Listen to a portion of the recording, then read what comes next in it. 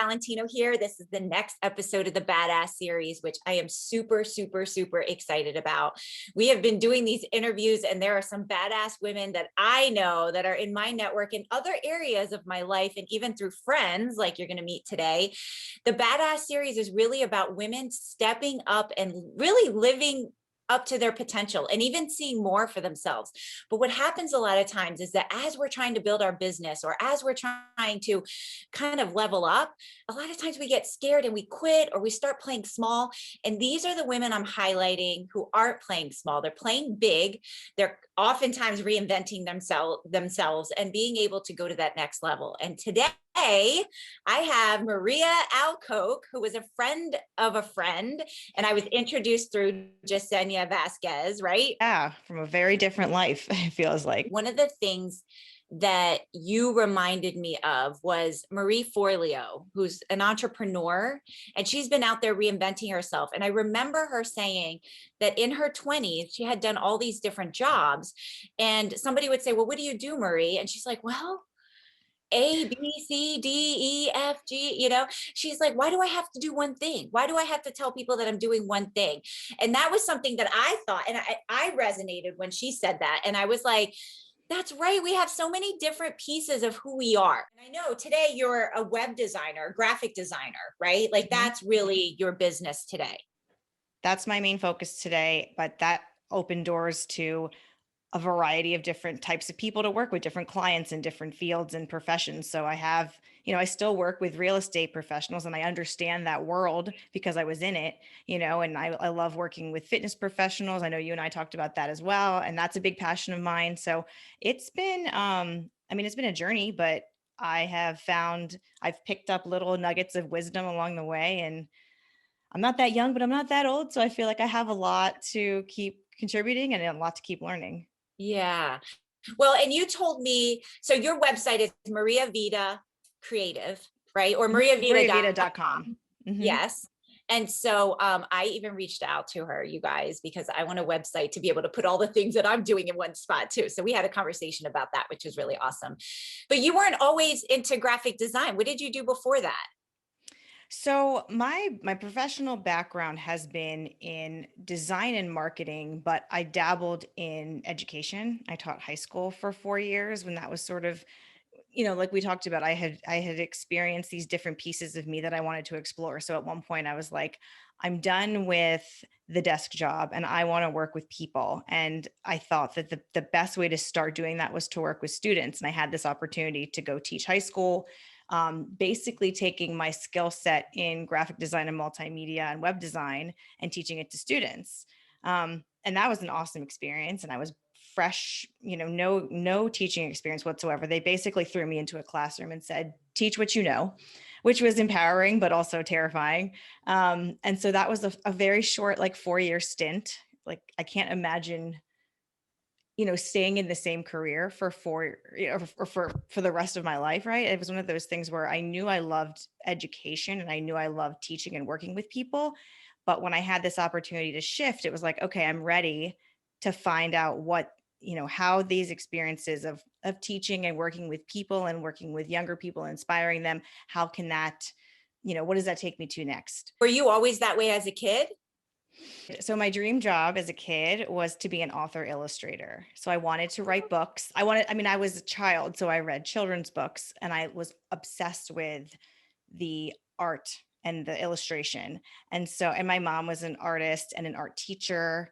So there was a lot of influence there, but from both sides of my parents were both in education. My dad got me into like the tech side of things and my mom got me into like the fine art side of things. And I love to write. And my mom still to this day has like these little notebooks of stories that I wrote, short stories with illustrations. And, I would create the cover art and everything. And so that was my dream job growing up. And somehow I dabbled in, or I was exposed to computers really early. And so I think that was kind of where I shifted my interest from just fine art to more graphic or technical type of art and design. And I was really heavily influenced in the 90s by the skate and snowboard culture. I was such a little tomboy, loved skateboarding, snowboarding, and sort of that world and those graphics because they were so bold. And I was like, that's what I want to do. And then in my 20s, and I lived in California, I moved to California to surf, by the way. So there was another influence there, which was surf Yes. culture. Oh, something And else that on was my just, list. yeah, I'm an East Coaster, but I didn't live near the ocean, but I just craved that. Like it's, like you look at the lifestyle, it's like, oh, it's free, it's nature, it's being outside. And that was so, it resonated with me so much. So that's where I started my career, was in California. I worked for an action sports company. I literally bought a surfboard, drove it across the country, and I was in the water every single day after work, paddling out and trying and trying and trying, and got the hang of surfing, and that became my big love. And snowboarding too. And in California, if you're lucky enough, I was able to go, ride on the mountain in the morning and drive home and hop in the ocean in the same day. I love the path that you've taken. Tell me one of like the biggest risks that you took as you kind of evolved. So my husband and I are both from the East Coast originally, but we met in California. We met in our, early 20s and dated and got married, and eventually decided to start a family. And at that time, he was working for a real estate investing company. I had just left my teaching position, and I was like, I'm just going to freelance, do some design freelance on the side and figure out what my next steps are. And that was when he proposed to me, like, hey, what if we started a renovation business, basically like a fix and flip, kind of like what you see on HGTV, but it's really not like that at all. And I was, because that's the kind of education that he was promoting and selling through his work. And I said, okay, well, we can get that education, we'll start this business. So the long story is that we started a business and moved across the country. We quit our jobs. We had a baby and moved in with my parents because that was like our little safety net. And we just were like, okay, we're going for it. We're starting from scratch. We had done one renovation in San Diego, which I managed, and then we got back to Maryland. And the day that our first property closed to renovate was the day that our first daughter was born. And so my husband was like signing paperwork in the hospital, like trying to get the documents done so that he could get this contractor that he had never met to come and start renovating this house.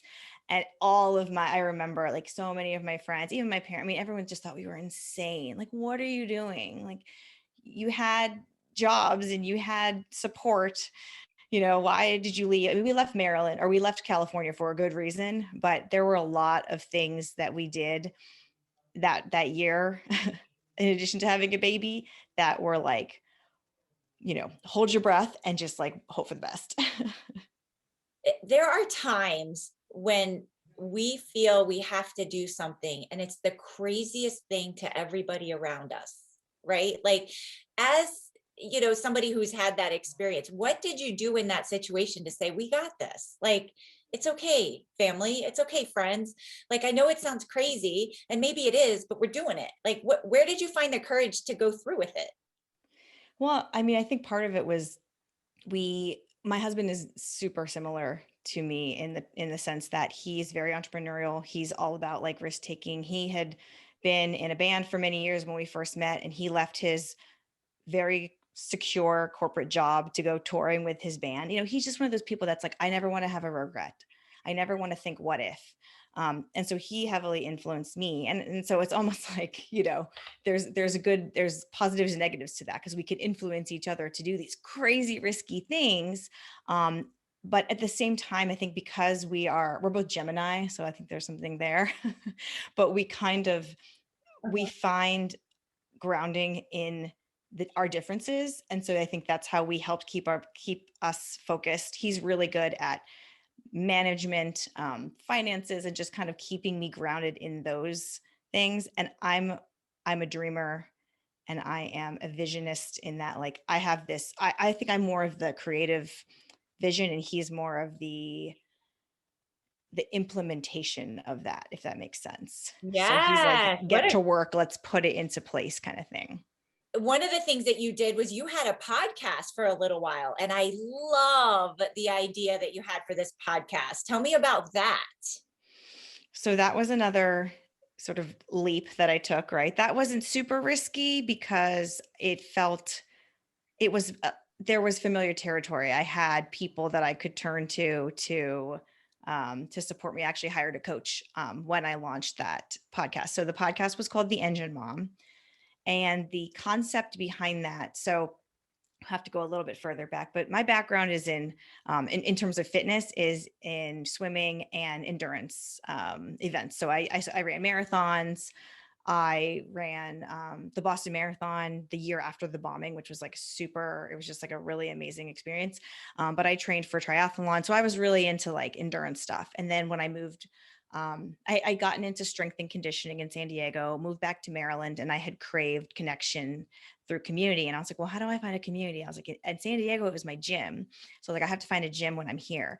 So I found a gym and it was CrossFit, and I got super sucked into the CrossFit community, loved everything about it, got a certificate to coach. So I started coaching, and that all to say that I became sort of this, we used to coin the term like engine workouts, were these workouts that were really long. And in CrossFit, a long workout is like 15 minutes or more and it requires more endurance, right? So those were sort of my jam. I really loved the longer workouts and the higher intensity endurance workouts. And so we kind of played around with this, like this theme of engine and engine mom and e-mom, which is like another workout kind of slogan, but or workout slang. So engine became this bigger metaphor to not just like me physically, but to the way that we operate or the way that we stay motivated or driven. So I kind of was playing off of this like concept of like a car, you are motivated to drive further or to keep going on your journey. Um, the engine has different working parts, right? Like moving parts. You have these gears. And so maybe it's your family, your career, your passions, your struggles and your the things that you're working on, your personal goals. So all of those are these little gears that make you work, that make you, stay driven and stay motivated and keep you moving forward. And if you don't tend to those gears, at least pay attention to them throughout the course of your journey, you're going to stall and you're going to have these setbacks. When I heard you were a CrossFitter, I think it's so funny because some people know the story and some don't, but I remember watching ESPN2, and I think I was telling you this, and one night it was like late at night, and I never watch ESPN2, and I turn it on, and these games were on, and I was like, what is that? And there were CrossFit games, and I was like, I know what CrossFit is. I didn't know they had CrossFit games. I'm like, oh my God, either I'm going to do this, and I would, back then I was really all or nothing, or I'm going to have a baby. Like when Mike and I were talking about having kids, and I got pregnant, and I was like, okay, well, there's my answer. So are you still a CrossFitter? So I have since built a home gym with my husband. We built a gym in the garage, and I've been focusing primarily on we talked about this a little bit, bodybuilding and power building and just pure strength. I just never really focused on that because I was such an engine, like endurance cardio person. And I love it. I love it so much. And I think I love that the conversation around women being strong and women's strength training and just kind of like diet culture in itself. I'm a big Instagram user, especially over the past year, as a way to like connect with people. And I think that seeing more and more fitness coaches, especially women, encourage other women to lift heavy and to eat more food and to move their bodies in ways that feel good, and that you don't have to restrict and you don't have to diet all the time and you don't have to be living in this like constant struggle to appease I would say old diet culture, because now it's all about like empowering women to be strong and to embrace their strength and their abilities, as opposed to just try to shrink down constantly. Yes, and enough with the deprivation, right? And Hmm. like feeling like everything's about being skinny, everything's about eating salad only. Like, we can eat good food, and salad's not bad. I like it, but like just really feeling good in your skin with the way that you eat and you exercise, right? Absolutely. And honestly, now, like if I I hear the word skinny, or if anyone's ever said, "Oh, you look skinny," or to me, that's like that's offensive. Like Yes. I don't want Yes. to ever look skinny. That's never been my goal. Yes. Even when I was younger, like I was very muscular growing up because I was a swimmer and I had this super high metabolism. And so like my body changed over the years, and you go through that as a woman, I think in general. But to have the I don't know, to have that empowering feeling that like I have goals and I want to look a certain way, but it's not to be like the smallest version of myself. There's something to be said about that. where do you think you got your body image messages, so to speak, growing up? Well, growing up as an athlete, it was kind of just like there was never a lot of talk about eat less. There was not a lot of concern with diet, because I feel like nowadays kids are fed so much more about diet culture early on. But then for me, I Mhm. think, I hate to say it, but it was from my mom. And my mom comes from the generation of women that are like, oh, don't lift weights, you'll get too big. But then it was like, also, you don't want to get too small. And so it's just kind of like, well, what are we supposed to do? And so there were a lot of things that I had to undo as an adult, and I'm still working on. I think a lot of us are still works in progress, regardless of how far we've come. There's always this dialogue that was, we probably picked up all along the way, and that has influenced us today. But I would say primarily my mom and 17 magazine, those magazines that I was obsessed with growing up, like Yes. just trying to do, oh, like we should do these like leg lift exercises or whatever. It's like I was 17, like I don't know anything about weight training. I wish I had learned more right early on. I remember being in fourth grade. I still remember it. I can remember the Jane Fonda record that my mom used to do like in the evening, and she would do it with my aunt, I think, sometimes. And she'd say, Edna, you want to, and want to come down? And it was like a Michael Jackson song. And it was like, are you ready to get started? You should have your running shoes on, because we're going to go right into the workout. Like, I remember like saying that and just being a part of that, but there was no negative. I never had that like, oh, I feel fat, this is why I'm doing it, or anything like that. It was more to do something fun, I think, with my mom, and it was exercise. So it was like I was doing something. Like, I don't have a negative connotation to that. However, as I've gotten older, there have been different messages. And even as a bodybuilder, I would be ripped and have like way low body fat levels, like 9, 10, 11% body fat, not healthy. And then I drink a glass of water, have a meal, retain a little bit of water. You're like, oh my God, I'm fat. Like, I'm losing my muscle. And everyone would look at me, and you start having this warped sense of what fitness, and looking fit looks like. And I know you're a mom with 2 girls. What do you think that the messaging is to them? How old are they? They're little. They are little. So my oldest is 5, and if you ask her, she'll say she's 5 3/4 because she turned 6 in Uh-huh. June. And my littlest is 2-ish, like turned 2 at the end of November. So she's not quite 2.5. But I will say the 5-year-old is, so everything we talk about if we talk about physical body, it's about strength.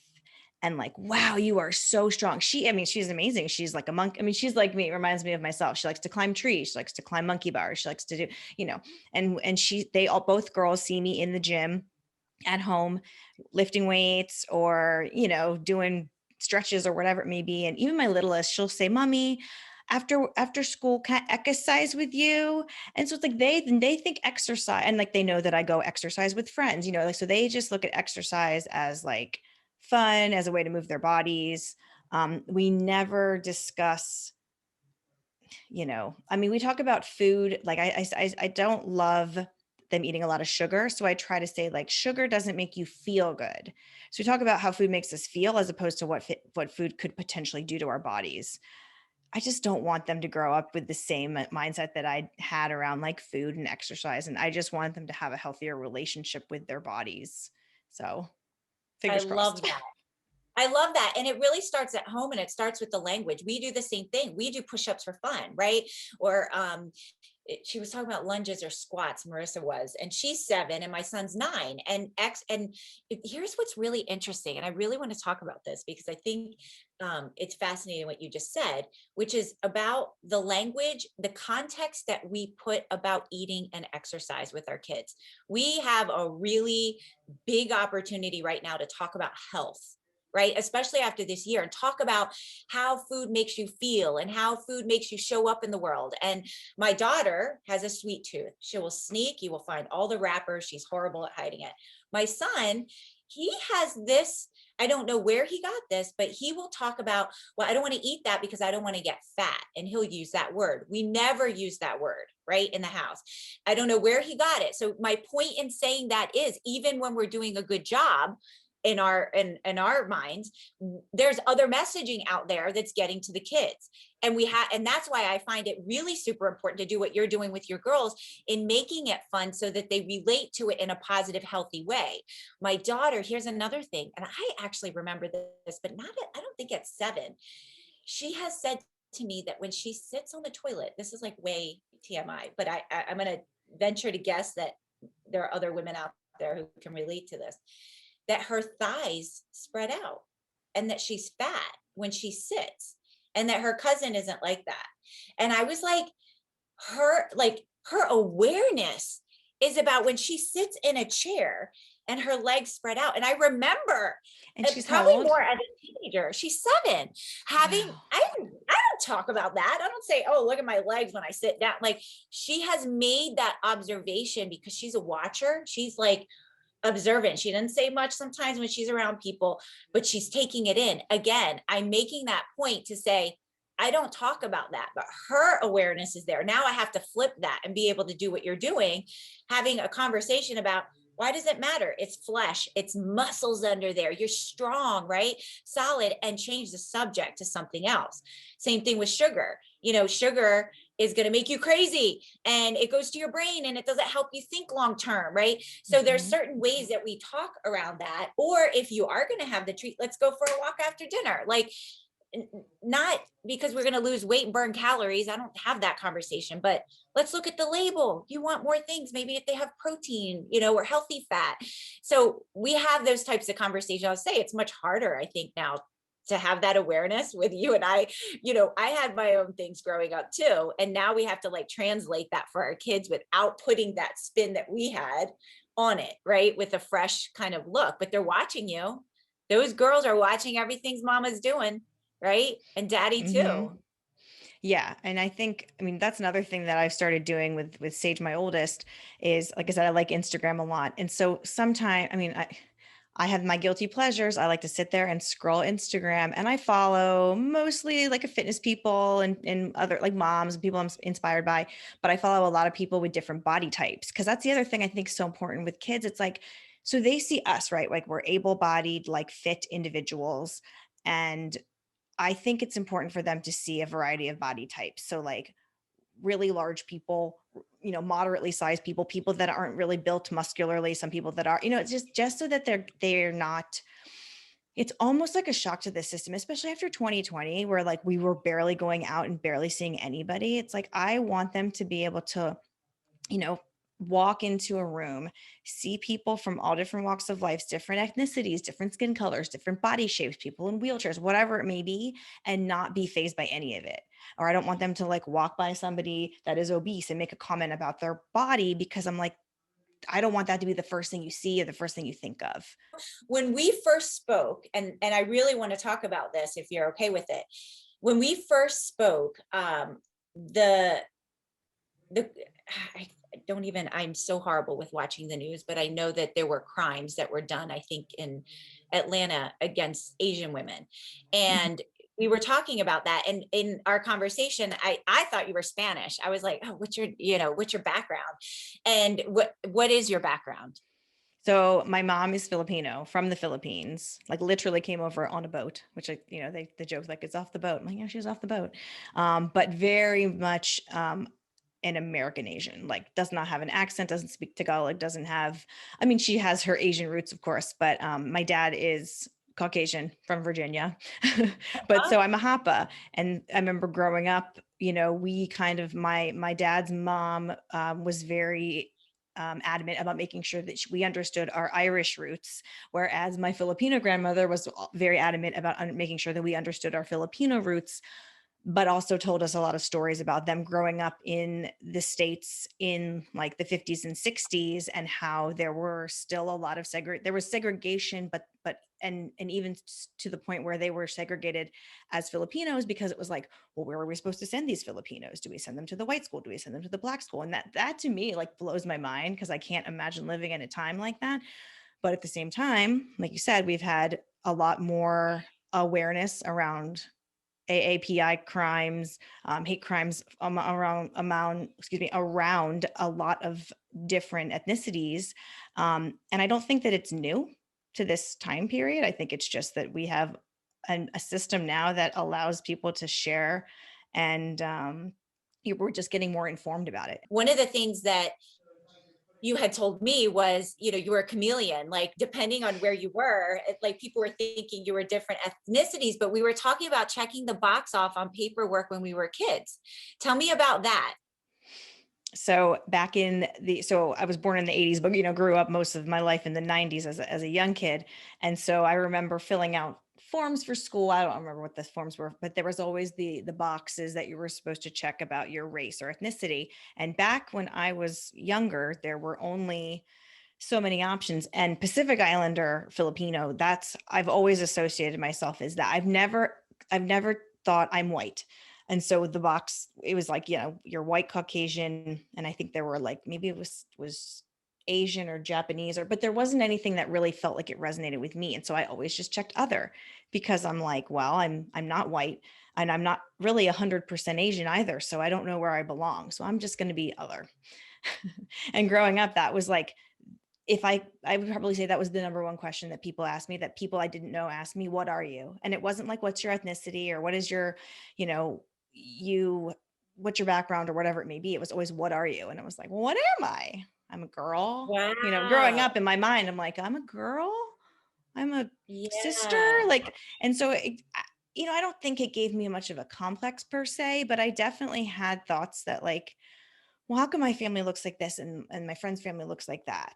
And how come we eat this food at, Thanksgiving, and they eat that food? And like it almost was like negative, because I felt different, and I never really realized how special it was to be different. And so now again with my kids, I'm like, you guys are Filipino, and that really yummy noodles that we eat, just like trying to explain to them that like, and my oldest daughter is definitely white passing, like freckles, super fair skinned. My youngest is a little bit more ethnic looking, but she's like so little. It's just interesting to me to see like what they're going to look like, and how they're going to be, and if they're going to even feel tied to like their ethnic roots. There's a part of me that looks back, and when we're younger, I think we're always trying to belong, right? We always feel different. Like whatever your family's doing, you could have the most perfect family and you could still be like, why do they do that? And we do it differently.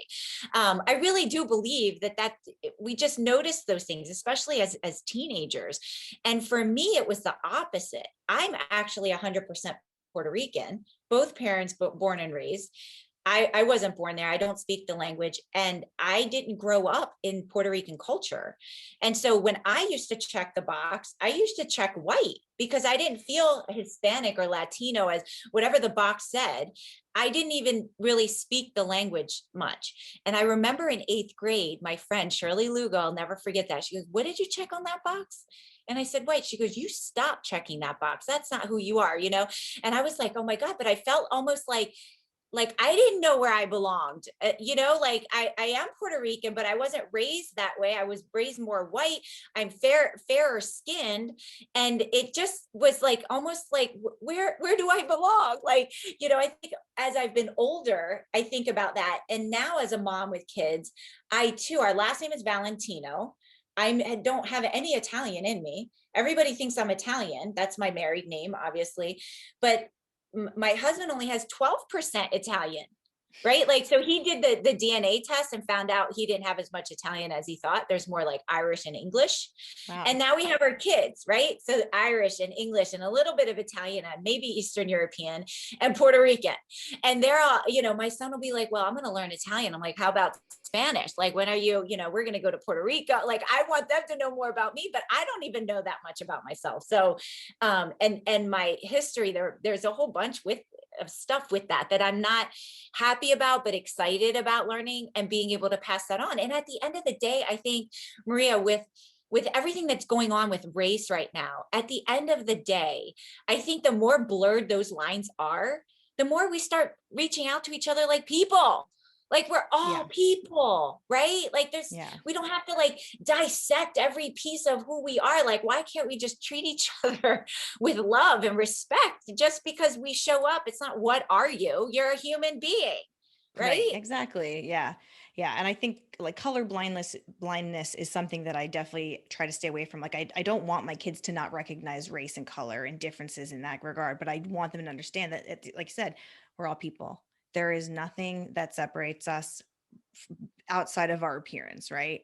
Like we all have hearts and souls, and some people are going to be nicer than others, and that's fine. And you can choose who your people are, and you'll learn to accept and or not accept depending on how you feel, how you personally feel, but nobody should be dictating how you feel about a certain person or a certain race because of, the language that they use or the ideals that they're trying to put upon you. So I just want them to be independent thinkers and I just want them to be kind people. Like that's really oh my gosh. If the only thing I do anything right in my life, it's like raising good humans. And that will change the world, girl. That is enough right there. I think that there's so many challenges with all the messaging that's going on out there right now. And it's like, I think if we all got quiet and just went back to what our intuition is telling us about who we are as human beings, I think we could find the answers and be able to just live that way. List. Tell me what's on the bucket list still, Maria. Well, definitely traveling more. I mean, 2020 was a wash, right? For any kind of travel plans we had. So there's a lot of places that I want to visit with my husband. There's a lot of places that I want to take my kids to.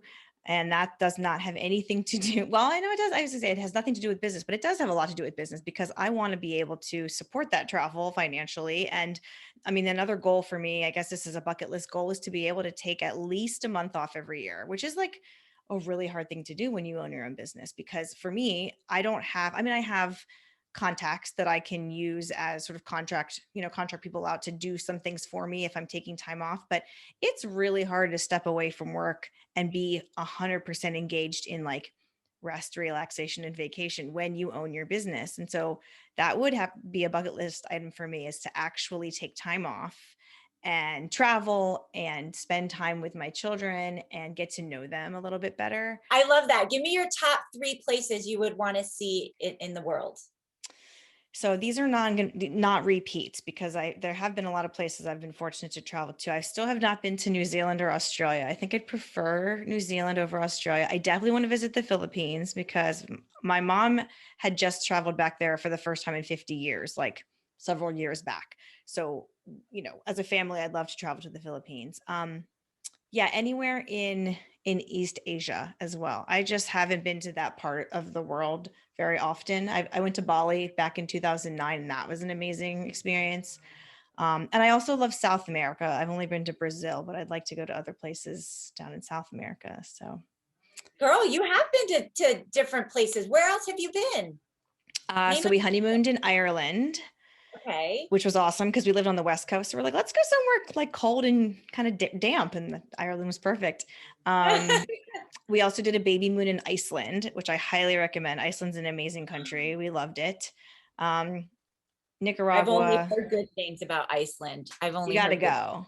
Yeah. And And it's and not what was that? far. Um, Yeah. Costa Rica, Nicaragua. I love Central America. I love, love, love the people, love the culture.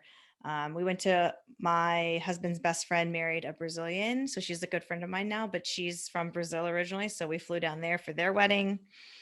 I'm trying to think of well, I've been to London. I have been to Switzerland. Somebody was talking about why, when we talk about racism in this country, one of the things that's missing is that nobody travels as much anymore, that we're not going to other countries to see other cultures, and it's all foreign, right? Like you see somebody new and you've never seen that before. But when you get exposed to that, to different cultures, you open up more, you understand people are different, that we can still live together, or be able to accept each other's differences in ways that we can live together. And I remember reading that article and thinking, yes, the travel piece. I'm excited now. I'm like, oh my gosh, because I want to go to Hawaii. I want to go to Greece and India. I would Ooh, love, I'll add love those those. to my list too. I have loved talking with you, and I know this conversation expanded more. I'm trying to talk to my guests less beforehand because I want to discover such new things, and that's exactly what happened today. So thank you so much for being on. I had so much fun. And yeah, I'm a talker, so I appreciate you guiding me in the right direction for this conversation. You can connect with Maria on Instagram and on her website at mariavita.com. Stay tuned for the next episode of the Badass series.